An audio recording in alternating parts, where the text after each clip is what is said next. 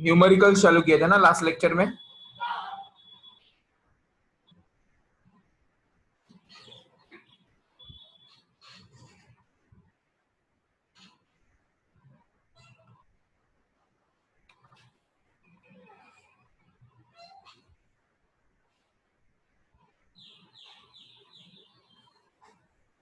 Okay, दो हुए थे।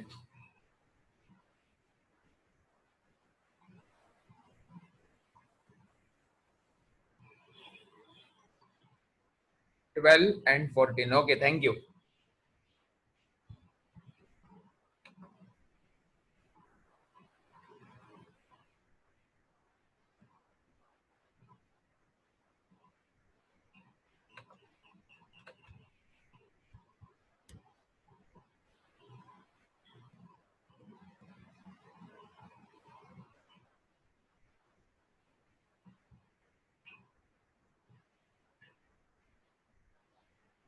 आज दो तीन न्यूमेरिकल बहुत ही ज्यादा इंटरेस्टिंग टाइप के होने वाले हैं, तो एकदम ध्यान दो इसके ऊपर।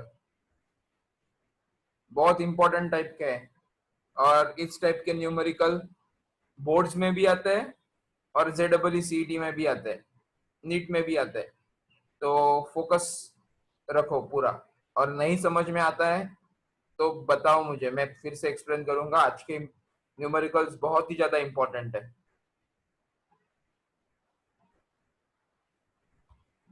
लास्ट लेक्चर में जो किए थे दो न्यूमेरिकल्स, वो ठीक ठाक लेवल के थे। आज के जो है वो मीडियम और थोड़े से डिफिकल्ट लेवल के रहेंगे, लेकिन बेसिक फॉर्मूले अगर पता है और उसके साथ साथ तुम लोग डायग्राम या FBD बना सकते हो ना, तो ये सारे प्रॉब्लम्स आसान हो जाएंगे। तो ध्यान रखो। सबको स्क्रीन दिख रहा है ना?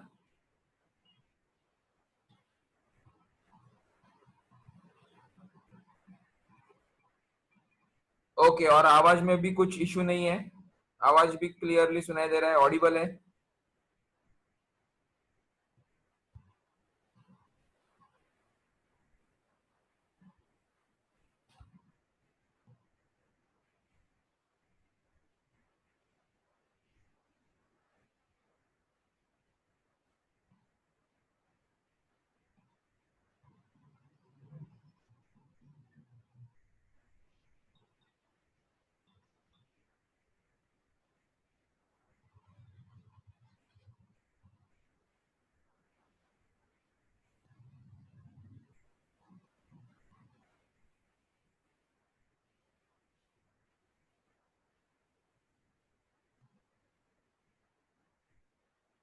क्वेश्चन नंबर 16 करने जा रहे हैं हम लोग।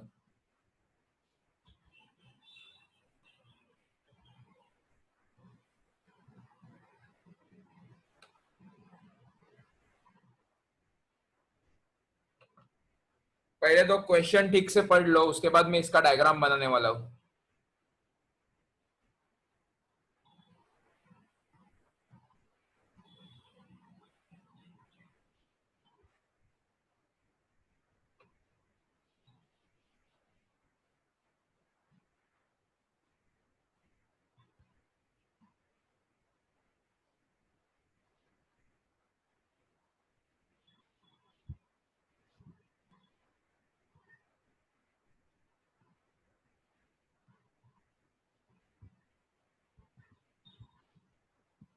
मौत का कुआं रहता है ना, उसके बारे में हम लोगों ने बात किया था। सिलेंड्रिकल शेप का बना हुआ रहता है, उसके अंदर साइकिल, बाइक, कौन से भी व्हीकल तुम लोग घुमा सकते हो। उसके ऊपर ये न्यूमेरिकल है।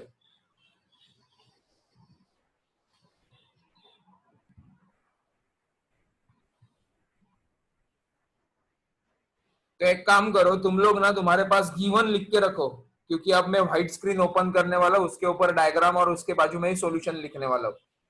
तो ये जो यहाँ पे गिवन दिख रहा है ना, ये सब नोट डाउन करो जल्दी, क्योंकि मुझे लगेगा ये बाद में।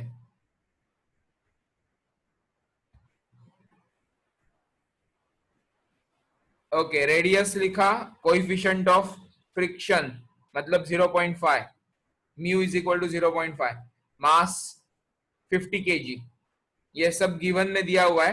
और सेकंड पार्ट में स्पीड इंक्रीज किया है 20% से। तो इतना लिख के रखो, अब मैं व्हाइट स्क्रीन ओपन कर रहा हूं।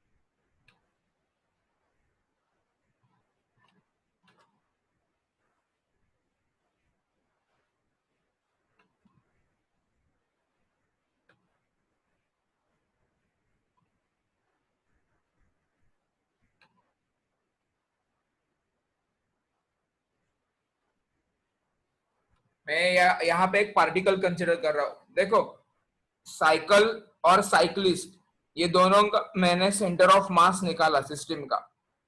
तो अब साइकिल और साइक्लिस्ट को, मतलब साइकिल और साइकिल चलाने वाले को मैंने गायब कर दिया, और उसकी जगह पे आएगा सेंटर ऑफ मास उनका।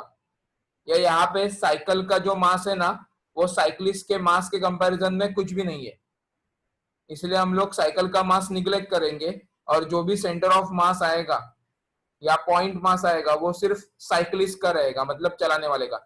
साइकिल जो रहती है ना, हार्डली 5-6 किलो की रहेगी। जो रेसर साइकिल रहते हैं वो तो और हल्के होते हैं, पता है ना।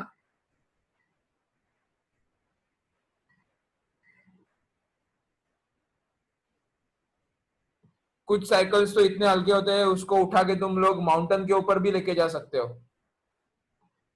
माउंटेन साइकिलिंग बोलते हैं उसको। और ऊपर से नीचे वो साइकिलिंग करना शुरू कर देते हैं माउंटेन से। और चलाने वाले का मास कम से कम 50 kg तो रहेगा। अब मुझे बताओ, 50 kg और 5 kg, इनका कंपैरिजन हो सकता है क्या? यस, माउंटेन बाइक्स होते हैं आर्यन।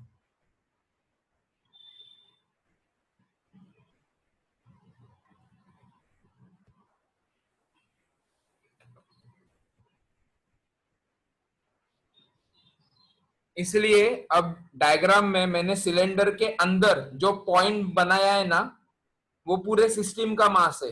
मतलब cycle plus cyclist is equal to cyclist is equal to 50 kg।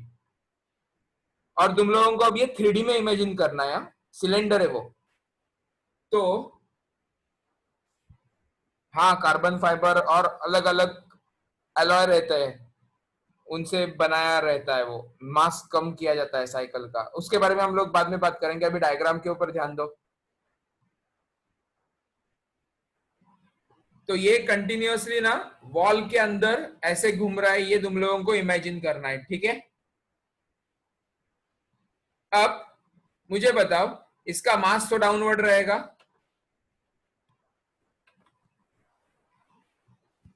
तो अब यहां पे मास है इसका,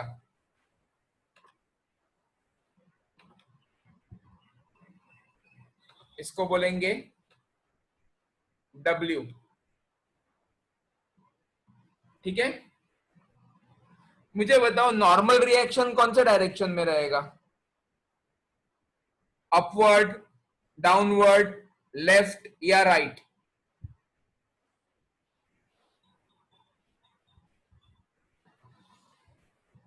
बराबर रोहित, विनायक भी बराबर है। टूवर्ड सेंटर, ये भी चलेगा, ये भी चलेगा। क्यों पता है ना तुम लोगों को? ये अंदर घूम रहा है तो सरफेस को हमेशा परपेंडिकुलर होता है, याद है ना। गिवन सरफेस को हमेशा परपेंडिकुलर रहेगा।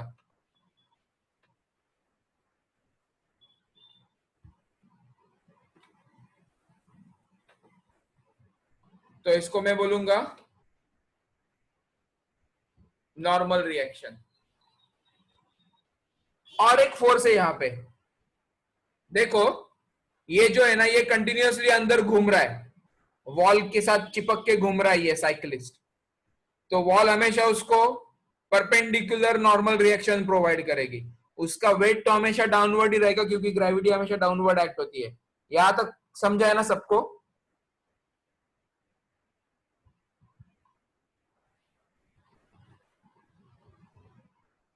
ओके। अब मुझे बताओ, वेट उसको नीचे खींच रहा है, तो वो तो नीचे फिसलना चाहिए ना।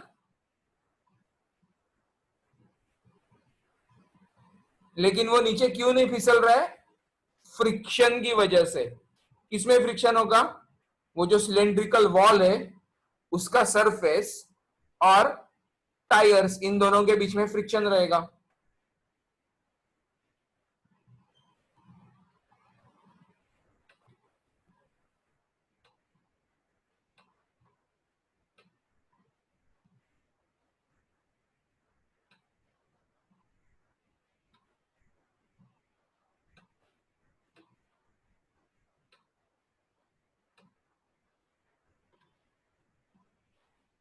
कंप्लीट हो गया एफबीडी, बस इतना ही करना था इसमें। अब मैं इक्वेशंस लिख सकता हूं डायरेक्ट।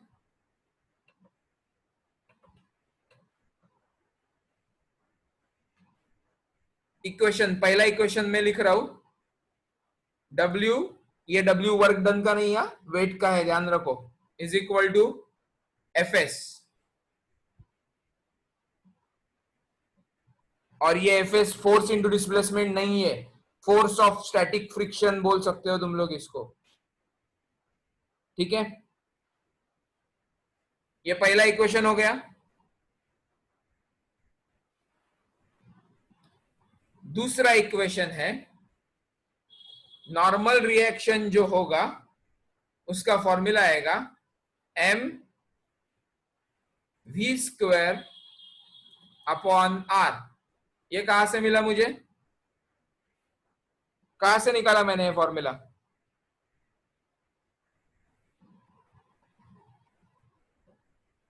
हेलो,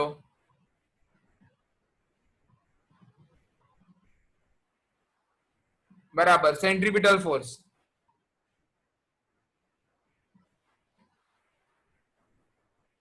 तो अब मैं ऊपर वाले इक्वेशन को ही और अच्छे से लिख रहा हूं। Fs का फॉर्मूला क्या होता है पता है ना?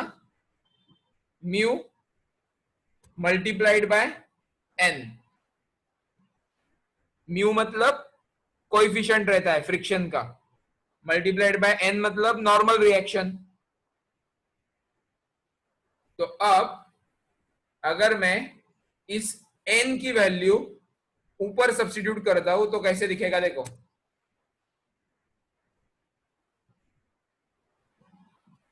W इज इक्वल टू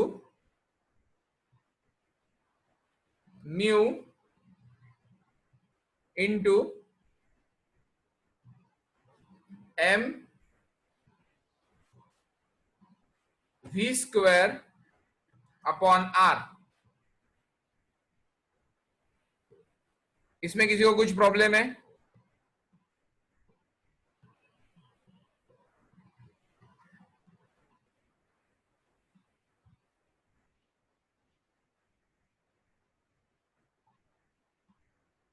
अब W के लिए मैं लिखने वाला हूं mg is equal to mu into m v square upon r।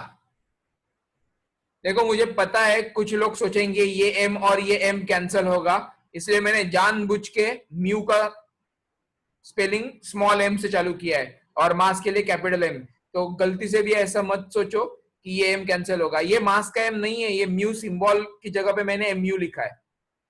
और ये u इनिशियल वेलोसिटी नहीं है, mu एक म्यू सिंबल का स्पेलिंग है यहाँ पे, ठीक है।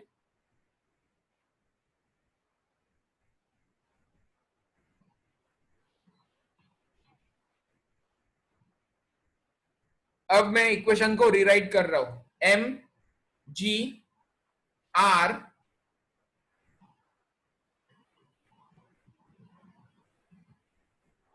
ये एम कैंसिल हो सकता है ना, लेकिन ये वाला एम और ये वाला एम, इसको कैंसिल कर देते हैं। हेलो, ये वाला एम और ये वाला एम कैंसिल होगा ना, दोनों ही मास है, तो ये एम लिखने की जरूरत नहीं है। मतलब ये आएगा नेक्स्ट स्टेप में जी मल्टीप्लाइड बाय आर। ये देखो, ये डिनोमिनेटर का और उसके साथ मल्टीप्लीकेशन में चला गया।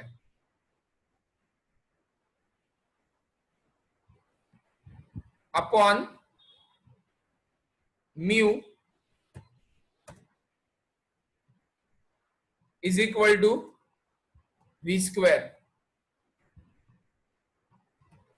बराबर।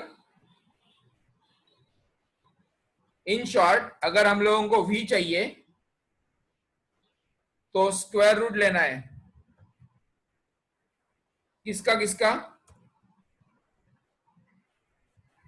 जी आर अपॉन म्यू का। डालो नंबर्स, है तुम्हारे पास?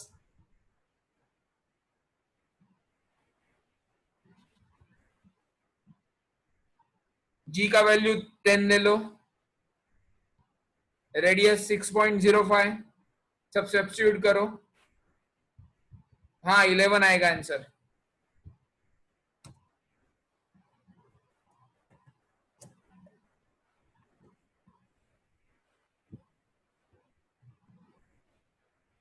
ये हो गया पार्ट 1।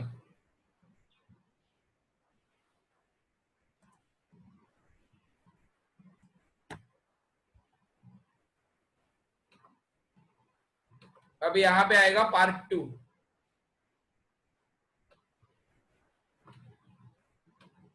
क्या बोला है उन्होंने सेकंड पार्ट में? अगर ये स्पीड 20% से इंक्रीज होता है तो क्या निकालना है?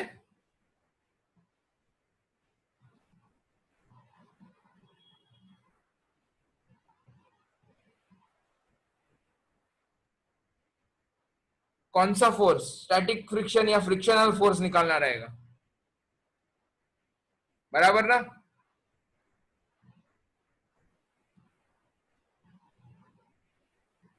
फ्रिक्शनल फोर्स निकालना है। तो फ्रिक्शनल फोर्स के लिए अपने पास रिलेशन कौन सा है? W is equal to F S.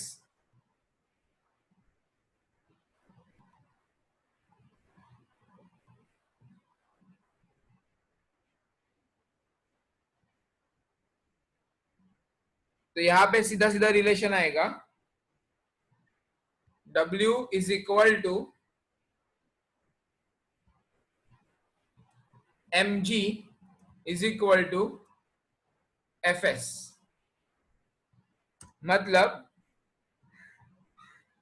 F S is equal to mass, mass कितना दिया है 50 kg, मल्टीप्लाइड बाय जी कितना कंसीडर किया है 10।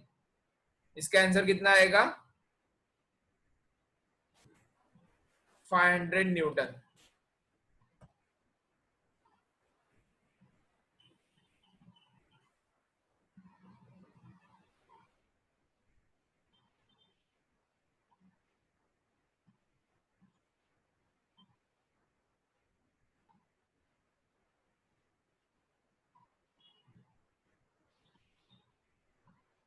स्क्रीनशॉट ले लो जल्दी।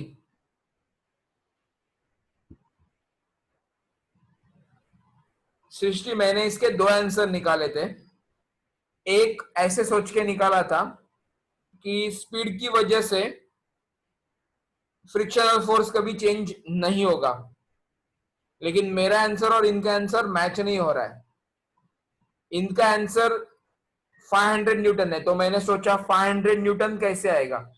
500 न्यूटन 50 इंटू 10 की वजह से आता है। तो 50 क्या है मास, और 10 क्या रहेगा एक्सेलरेशन ड्यू टू ग्रेविटी। तो 50 इंटू 10 करके मैंने 500 न्यूटन लग किया। एक्चुअल में मेरा आंसर क्या है वो मैं बताता हूँ, ये इसका स्क्रीनशॉट ले लो, मैं मेरा आंसर बताता हूँ क्या है।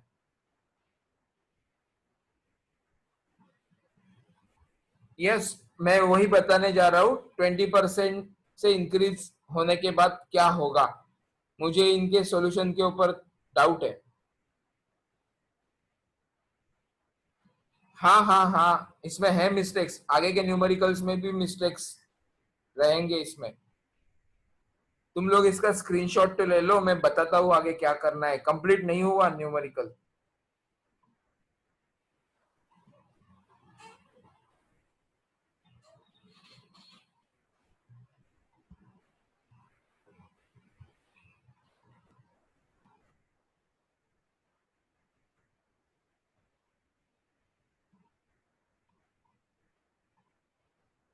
अब सुनो, मेरा सॉल्यूशन बताता हूँ क्या है।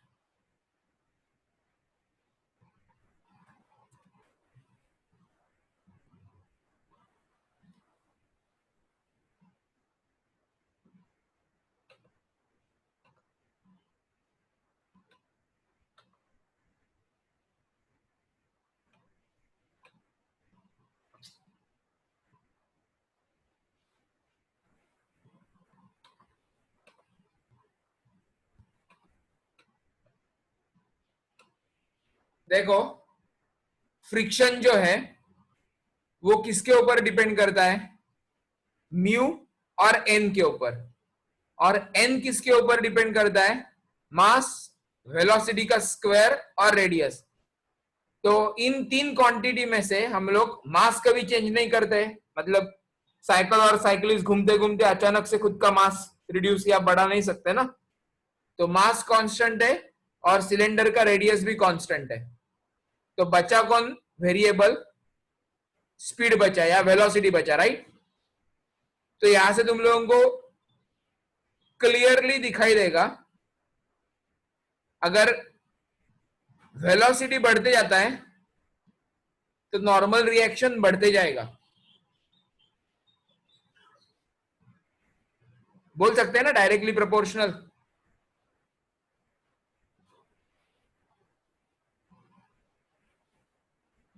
तो नॉर्मल रिएक्शन बढ़ते जाएगा मतलब ये जो फोर्स है ना, राइट साइड वाला, राइट साइड में जाने वाला, वो बढ़ते जाएगा। तो मेरे हिसाब से ना, ये जो मौत का कुआं रहता है उसके अंदर विदाउट एनी एक्सीडेंट किसी भी व्हीकल को घुमाने के लिए मिनिमम स्पीड भी होना चाहिए और मैक्सिमम स्पीड भी होना चाहिए। मिनिमम स्पीड क्यों? नहीं तो वो नीचे नीचे फिसलते जाएगा। और मैक्सिमम स्पीड क्यों? लिमिट क्यों मैक्सिमम स्पीड का? क्योंकि वह अगर क्रॉस करते हो तुम लोग तो स्पीड बढ़ेगा, मतलब नॉर्मल रिएक्शन बढ़ेगा। नॉर्मल रिएक्शन बढ़ेगा मतलब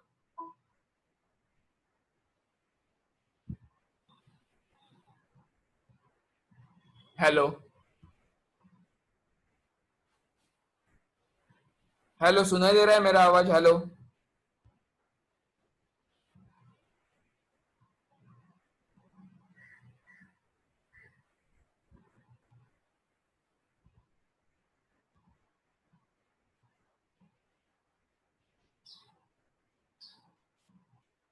तो मैक्सिमम स्पीड का लिमिट क्यों होना चाहिए वो समझ में आया ना?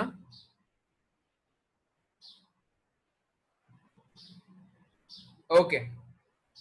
मतलब वो स्पीड अगर क्रॉस करेगा ना तो मुझे ऐसे लग रहा है कि नॉर्मल रिएक्शन बढ़ते जाएगा और उसका वॉल के साथ कांटेक्ट ही टूट जाएगा। मतलब वो उड़ने लगेगा, मतलब वो फेंका जाएगा वॉल के साथ कांटेक्ट टूटने के बाद।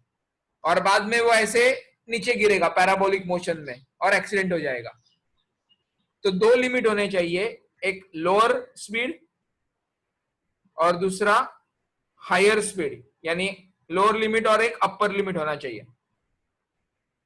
अब हम लोग निकालते हैं 20% ऑफ ओरिजिनल वेलोसिटी। तो 20% मतलब कितना हो जाएगा? 0.2 इंटू ओरिजिनल स्पीड कितना आया? 11। कितना आता है ये आंसर बताओ?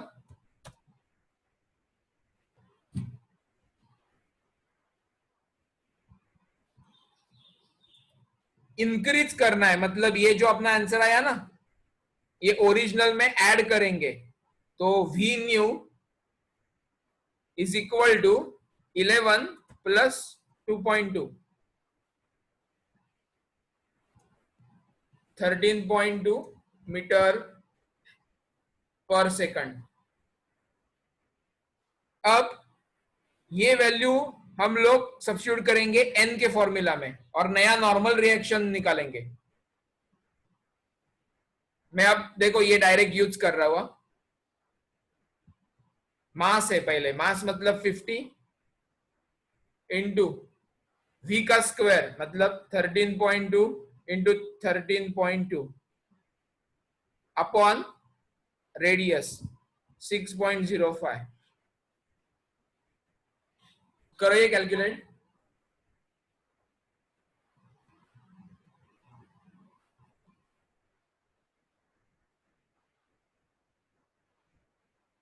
वन 109 आता है।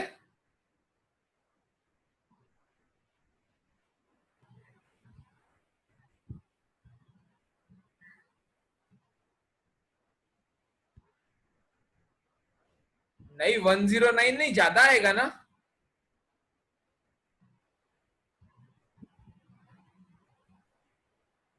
हाँ 109 कौन बता रहा है? अरे पूरा आंसर कैलकुलेट करना है।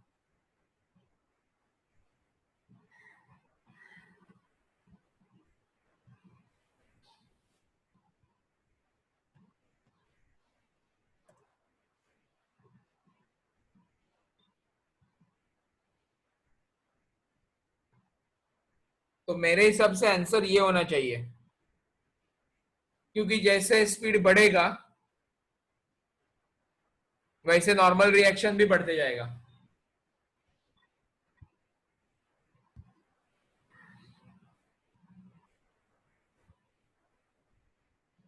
Okay okay okay, normal reaction इतना आया। अब हम लोगों को आगे का वैल्यू निकालना है। F S is equal to mu, mu कितना है 0.5 इंटू 1440, तो इसका आधा करोगे तो कितना आता है 720। और हम लोगों ने कितना निकाला था इसके पहले 500 न्यूटन। और वो 500 न्यूटन किसके लिए रहेगा पता है? जब साइकिलिस्ट 11 मीटर पर सेकंड इस स्पीड के साथ जब घूम रहा है अंदर, तो 500 न्यूटन होगा। अगर वो 13.2 मीटर पर सेकंड से घूमना शुरू करेगा तो स्पीड बढ़ा मतलब नॉर्मल रिएक्शन भी बढ़ना चाहिए, नॉर्मल रिएक्शन बढ़ा मतलब फ्रिक्शनल फोर्स भी बढ़ना चाहिए, राइट? Is it clear? तो मेरे हिसाब से 720 न्यूटन ये आंसर करेक्ट आना चाहिए। और उन्होंने जो दिया है वो ओरिजिनल स्पीड के लिए कैलकुलेट करके दिया है, ऐसे मुझे लग रहा है।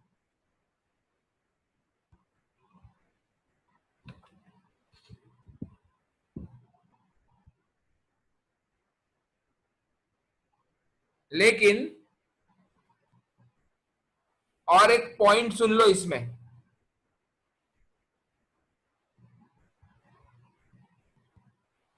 सबसे पहला जो फॉर्मूला है ना उसके लेफ्ट हैंड साइड में तो मैंने W लिखा है ना। W मतलब क्या रहता है? mg। तो ये कभी चेंज नहीं होगा ना, साइकिलिस्ट का मास चेंज नहीं हो सकता और उसके ऊपर काम करने वाला एक्सेलरेशन ड्यू टू ग्रेविटी नहीं चेंज हो सकता। तो m और g दोनों भी कांस्टेंट है। तो अगर तुम लोग सिर्फ ये वाला रिलेशन लगाते हो तो तुम लोगों को आंसर हमेशा 500 न्यूटन ही मिलेगा। लेकिन हम लोगों ने अभी जो कैलकुलेट किया है उसमें 720 न्यूटन है। याद है मैंने इसके ये पार्ट चालू होने से पहले ही तुम लोगों ने बोला कि उनका गलत भी हो सकता है, तो मैंने बोला इसके दो आंसर्स आए, दो आंसर्स इसकी वजह से आए। अगर हम लोग इसका रिलेशन इसके साथ लगाते हैं, देखो इसको मैं नंबर देता हूं 1 2 3। तो अगर हम लोग 1 और 2 का रिलेशन लगाते हैं ना तो आंसर मिलेगा 500 न्यूटन। 2 और 3 का रिलेशन लगाओगे तो आंसर मिलेगा 720 न्यूटन। इसलिए इसके दो आंसर्स पॉसिबल है।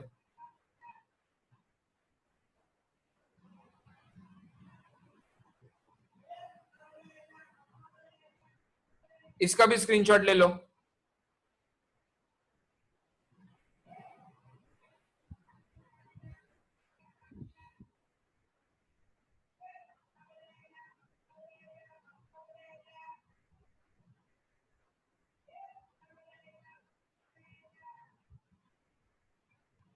ले लिया स्क्रीनशॉट?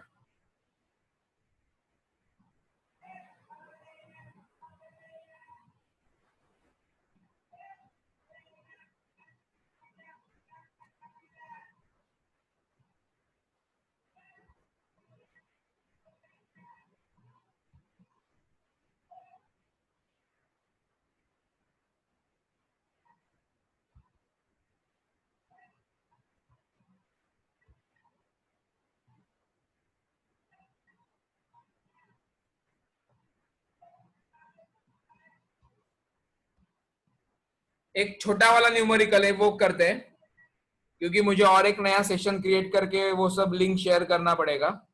अभी अपने पास 6.5 मिनट है, तो अभी हम लोग ये वाला न्यूमेरिकल करेंगे। पढ़ लो, मुझे व्हाइट स्क्रीन ओपन करना है, जल्दी पढ़ लो, गिवन वगैरह सब लिख लो।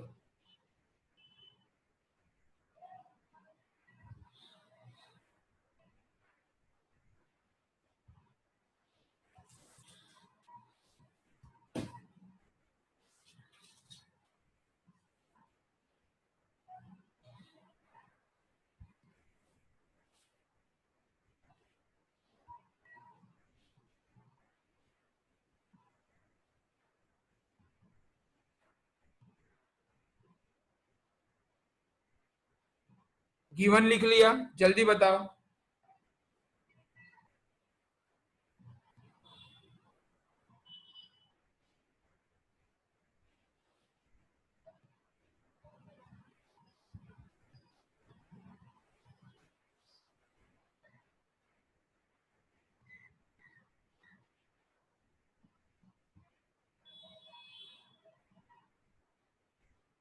हाँ बताता हूँ मैं वो सब, सिर्फ याद रखो, मैं डायग्राम निकालूंगा तो पता चल जाएगा।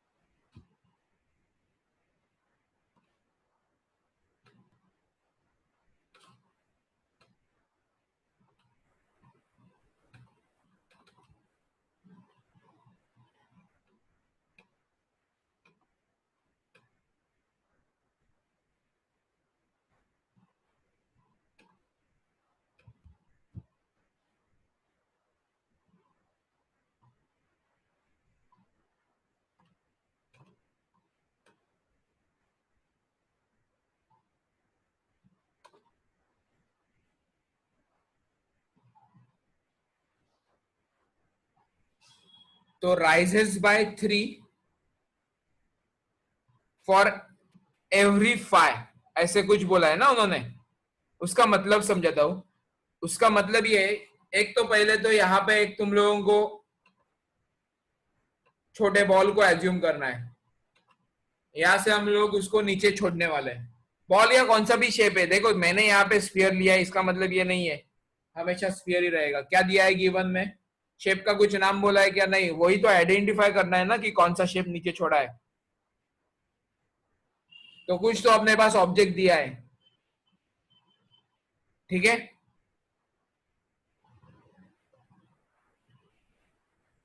अब ये एक रैंडम ऑब्जेक्ट है, इमेजिन करो तुम लोग। मुझे स्फीयर पसंद है इसलिए मैंने स्फीयर बनाया, वो एक्चुअल में कुछ भी हो सकता है। अब ये क्या है, इसका मोशन कैसे रहेगा? ये ऐसे नीचे आते जाएगा ना।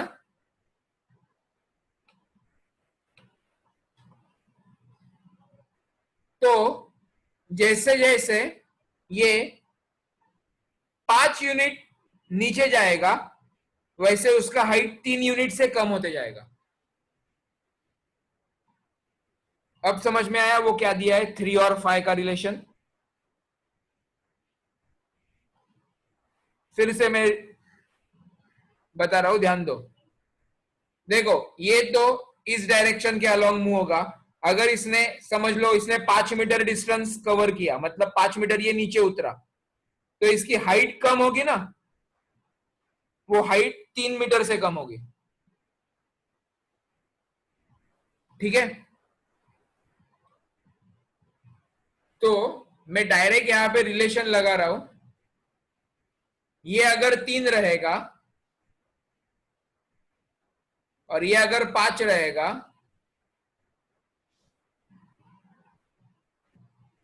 तो इसको कितना होना पड़ेगा 4। ये एंगल बन जाएगा अपना थीटा।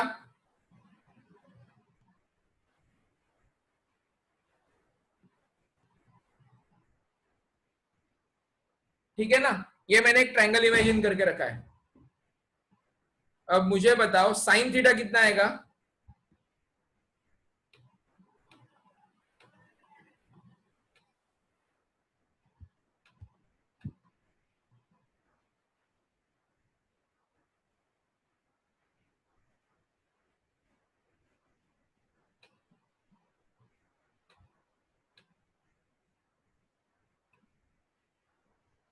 ठीक है, इतना याद रखो बस।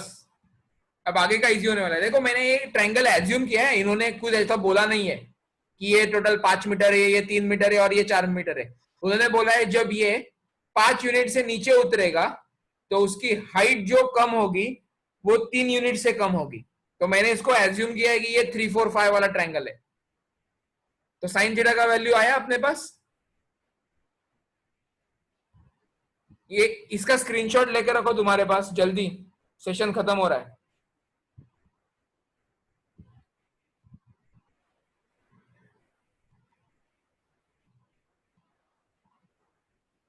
ले लिया, मैं लिंक भेजता हूँ ग्रुप के ऊपर।